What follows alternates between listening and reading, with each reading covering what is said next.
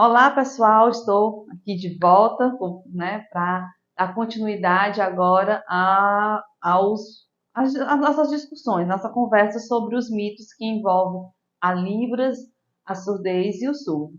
Agora nós vamos adentrar um pouquinho o capítulo 2, né, do livro da Audrey Gesse, Libras, que língua é essa? No capítulo 2, ela vai trazer os imaginários sociais, crenças, né? E vai depender da corrente teórica. Tem corrente teórica que vai chamar de imaginário social, tem corrente teórica que chama de crença, de estereótipo, de preconceitos, né? Que circulam agora em volta da pessoa surda. Né? Então, o capítulo 2 ela vai trazer isso exatamente sobre o surdo. E a primeira pergunta, né, que ela traz no capítulo 2 é como definir, como chamar a pessoa com surdez? De surdo, surdo-mudo ou deficiente auditivo? Né? Então, assim, são termos bem polêmicos, né? Principalmente porque eu, por exemplo, durante a minha infância, né, na cidade onde eu nasci, né, e morei durante muito tempo, eu sempre ouvi as pessoas chamarem as pessoas surdas de mudo. Olha, o mudo ou o mudinho. E hoje, ministrando aulas na UFP, eu percebo que que essa denominação ainda é muito forte, principalmente, né, nas cidades do interior do Piauí, né, de chamar uma pessoa com surdez de mudo ou de mudinho, de surdo-mudo, e precisamos discutir esse imaginário para romper com ele. Dentro da nossa sociedade, existem dois discursos que são muito fortes. É o que nós chamamos do discurso clínico-terapêutico e judiciário e o discurso socioantropológico, né?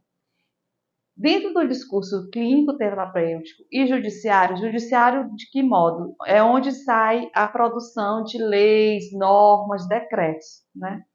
Dentro desses discursos que circulam no meio social, existe o surdo, existe o deficiente auditivo, né? Dentro do discurso clínico terapêutico e dentro do judiciário, existe o deficiente auditivo. Todas as pessoas dentro desse discurso, ou dentro dessas formações discursivas, as pessoas que possuem déficit ou a perda auditiva, até não ouvir nada, são consideradas deficientes auditivos.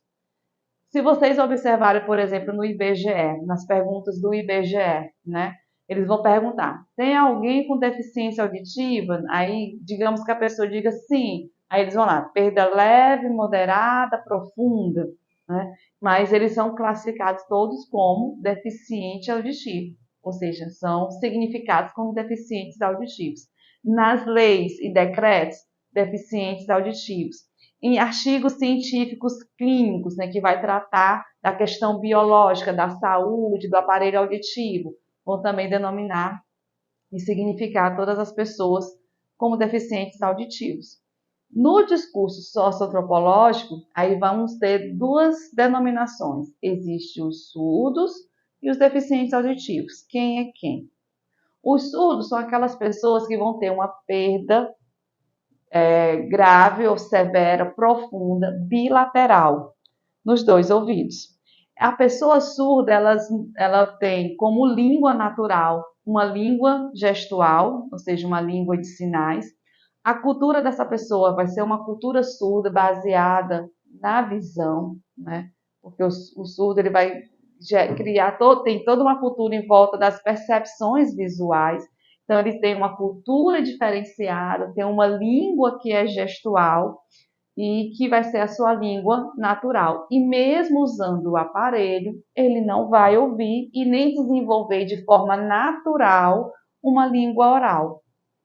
Já o deficiente auditivo, ele tem uma perda auditiva que pode ser de leve a moderada.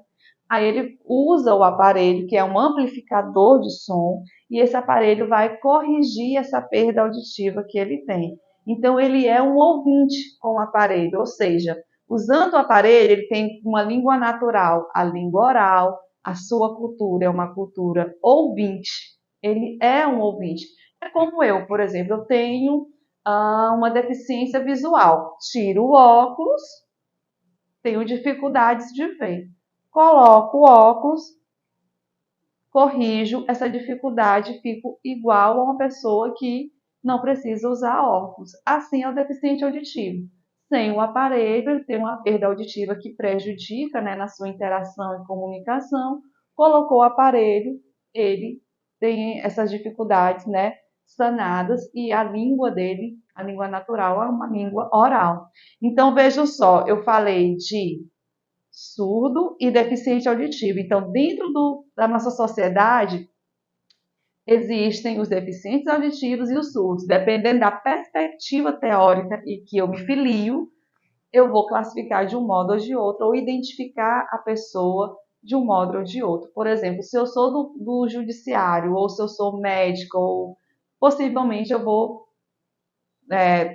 me filiar a essa corrente teórica que vai identificar todos como deficiente auditivo. Agora, como professora, eu me filio a uma corrente que é socioantropológica, e aí nós vamos ter os surdos e vamos ter, né, os deficientes auditivos. Os surdos é aquele que tem como língua natural a Libras, a cultura surda, a identidade surda.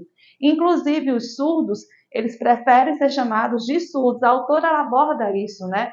E muitos ouvintes ficam com receio de chamar o surdo de surdo por medo de estar, né, ofendendo, mas não.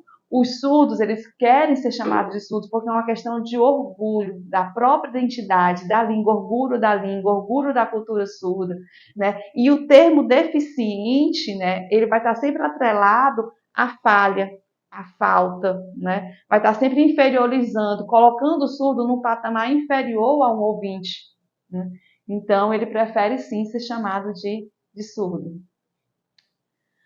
A outra pergunta que ela traz é: o intérprete é a voz do surdo? E no livro a palavra voz vem com aspas, né? Ou seja, ela dá uma ênfase à palavra voz. Por que ela dá essa ênfase? Porque quando vem essa palavra de que o intérprete é a voz do surdo, é como se o intérprete falasse pelo surdo.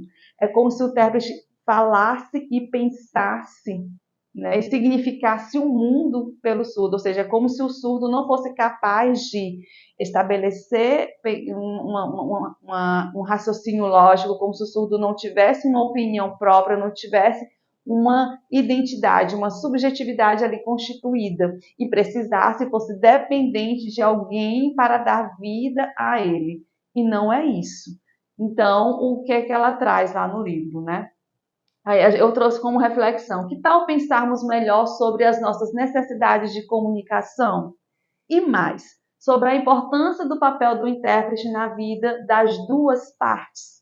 Se você adoecer, por exemplo, nós ouvintes, né?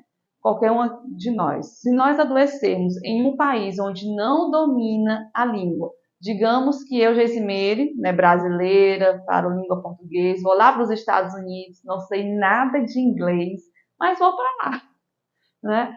E aí eu chego lá e adoeço. Certamente eu vou precisar de um intérprete, de um tradutor que me assista, né? Que faça essa ponte entre eu e as pessoas que vão me atender lá nos Estados Unidos, né? E assim é o que ocorre aqui no Brasil. É como se o surdo, né, fosse um estrangeiro dentro do próprio país em que ele reside. Então, é como se o surdo aqui no Brasil ele fosse um estrangeiro. E aí, em determinadas situações, em determinados contextos sociais, há necessidade de um intérprete para fazer essa ponte dessa comunicação entre um surdo e o ouvinte. Então, quando a gente pergunta, o intérprete é a voz do surdo, como se somente o surdo necessitasse do intérprete. Não, não é somente o surdo. O intérprete está ali para estabelecer uma comunicação de troca. Então, tanto o surdo quanto o ouvinte precisa do intérprete, né? E o intérprete está ali para fazer esse intercâmbio de línguas e de cultura, né?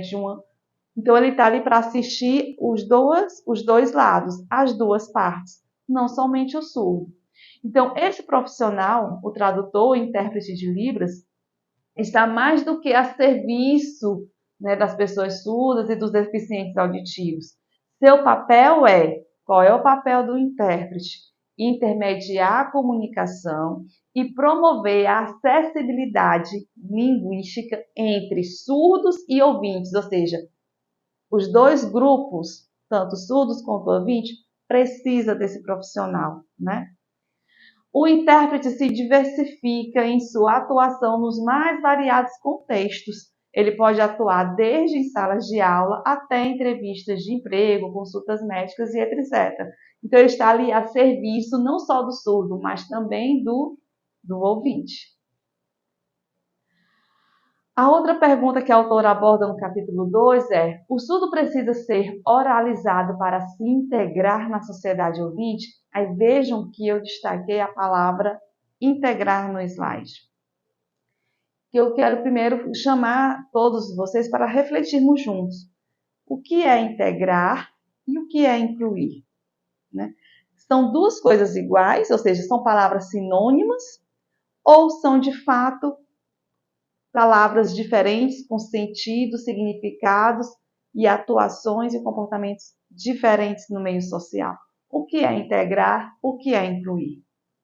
Vamos já refletir um pouquinho sobre isso. Então, qualquer pessoa que precise de uma língua para se desenvolver a sua subjetividade e viver em sociedade. Então, assim, não só o surdo precisa, né, ser oralizado ou de uma... Não. O que o surdo precisa é de uma língua. Ele não precisa ser oralizado, ou seja, ele não precisa usar uma língua oral para se integrar ou para fazer parte de uma sociedade que seja ouvinte. Não.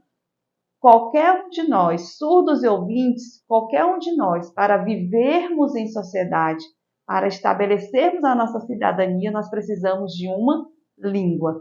E a língua do surdo é a língua de sinais e não uma língua oral. Então, a resposta é não. Ele não precisa ser oralizado para fazer parte da sociedade. Ele precisa de uma língua e essa língua existe, que é a língua de sinais. O que a sociedade precisa é respeitar e garantir essa língua ao surdo.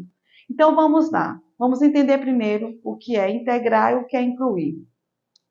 A questão da integração, ela surgiu e ela é ainda um pouco forte aqui no Brasil, surgiu antes do Acordo de Salamanca. O que é integrar? Chegou num determinado ponto em que a nossa sociedade, principalmente a sociedade capitalista, precisou para contribuir socialmente para aquele grupo de pessoas, né, fazer com que as pessoas com deficiência também contribuíssem, ou seja, contribuíssem com trabalho, né? No capitalismo, todo mundo precisa trabalhar e contribuir com o sistema. Então, antes da ideia de integração, as pessoas com deficiência elas eram totalmente à margem da sociedade, colocadas de fato de fora. Com a necessidade de desenvolvimento tecnológico, né, das sociedades, não, todo mundo tem que trabalhar, não dá para uns trabalhar e outros ficarem de fora, vamos trazer todo mundo para trabalhar, todo mundo tem que contribuir para o sistema.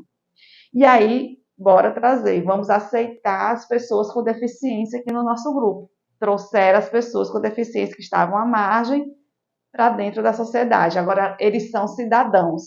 Só que trouxeram de lá para cá, mas as pessoas com deficiência que precisam se ajustar às normas ou que já é estabelecido entre as pessoas consideradas, entre aspas, normais. Então, assim, o sistema ou a sociedade não se ajusta às necessidades especiais das pessoas com deficiência. São elas que têm que se ajustar ao sistema. Por exemplo, uma escola que vai receber alunos com deficiência. É o aluno com deficiência que vai ter que se ajustar a essa escola. Ou seja, se ele é cadeirante, ele vai ter que enfrentar lá os desníveis, né? As portas estreitas, porque a escola não vai se ajustar a ele. Se é um aluno surdo, ele tem que oralizar, que é para se ajustar aos ouvintes. Então, na integração, aceita conviver junto, mas não se ajusta às necessidades. Na inclusão,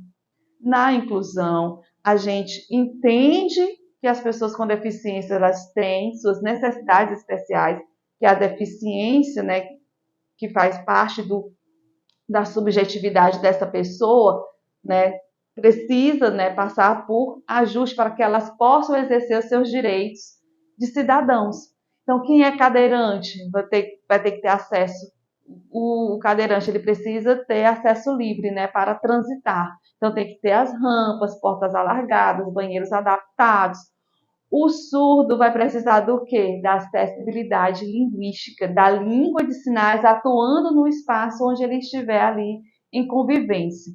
Então, na inclusão, há respeito e cumprimento dessas singularidades, né? Vai ter a acessibilidade garantida.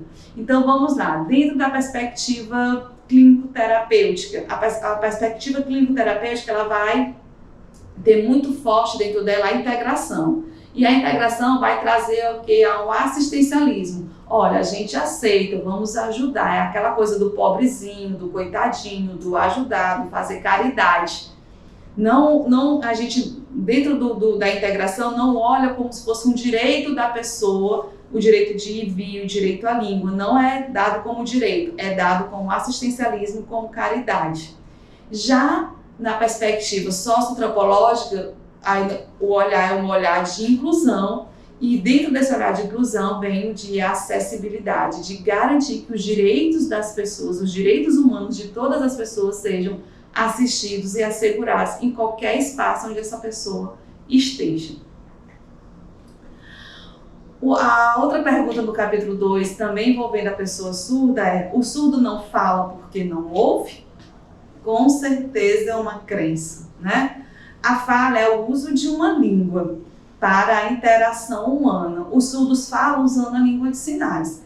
Então, nós temos um entendimento de linguagem, língua e fala. Linguagem, as linguagens, ela é um universo, gente. A linguagem ela pode ser verbal ou não verbal. Então, a dança é uma forma de linguagem, as artes como um todo é uma forma de linguagem. Seres humanos e animais, né, fazem uso de linguagem. Existe uma linguagem corporal. Nesse exato momento que eu estou ministrando essa aula para você, o meu corpo está em movimento, eu estou usando uma linguagem, né? Então a linguagem ela entra também como uma forma de comunicação, mas ela não é uma língua, porque a língua é específica para os seres humanos. Só os seres humanos produzem e se comunicam e se interagem através de uma língua. A língua ela é articulada através de palavras, por isso que ela é uma língua verbal. Esse verbal vem a partir da produção de palavras, que são signos linguísticos convencionados por aquele grupo de falantes. E a fala? O que é a fala? É o uso de uma língua. Então nós temos dois grupos de línguas muito fortes. Nós temos as línguas orais, produzidas pelo aparelho fonador, e as línguas gestuais, produzidas pelo aparelho corporal, mãos, gestos e corpo.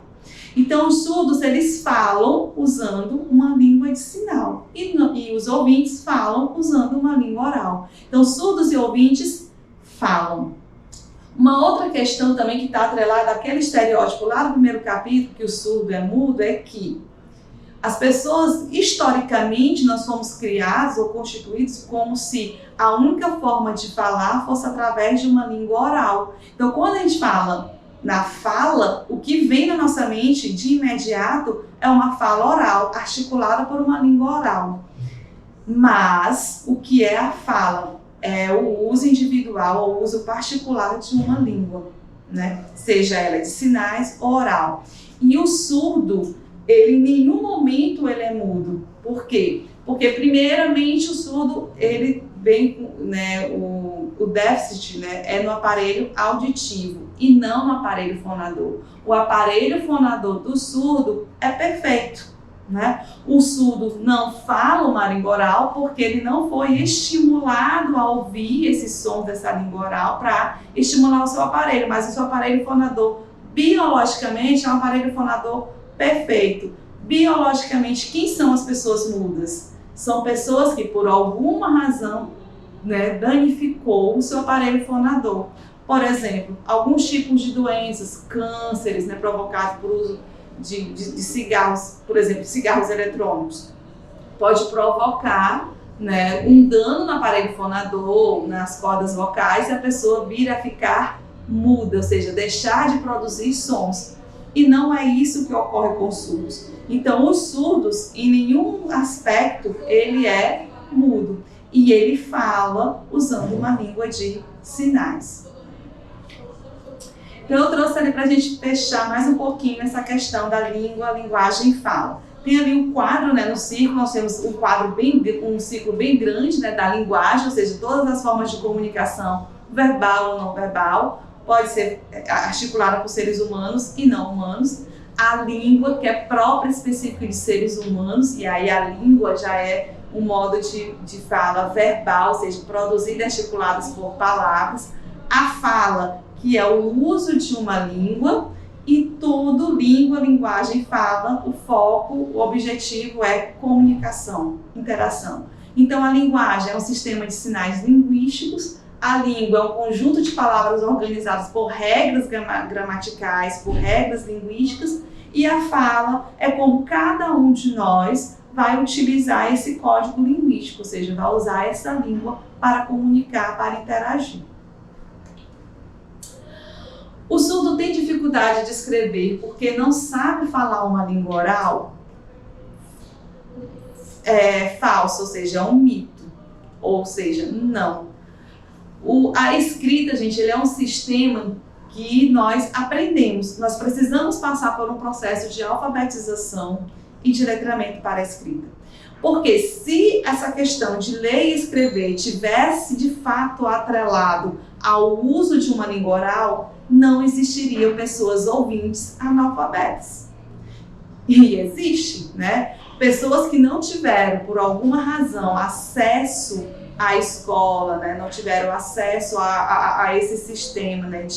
de passar por esse processo de alfabetização e letramento, elas não vão adquirir uma língua. Elas não vão adquirir uma escrita, não vão aprender a ler nem escrever. Elas aprendem a língua, porque a língua, a gente aprende uma língua a partir da interação com outros falantes. Então, o surdo aprende a língua de sinais interagindo com os surdos que saibam língua de sinais.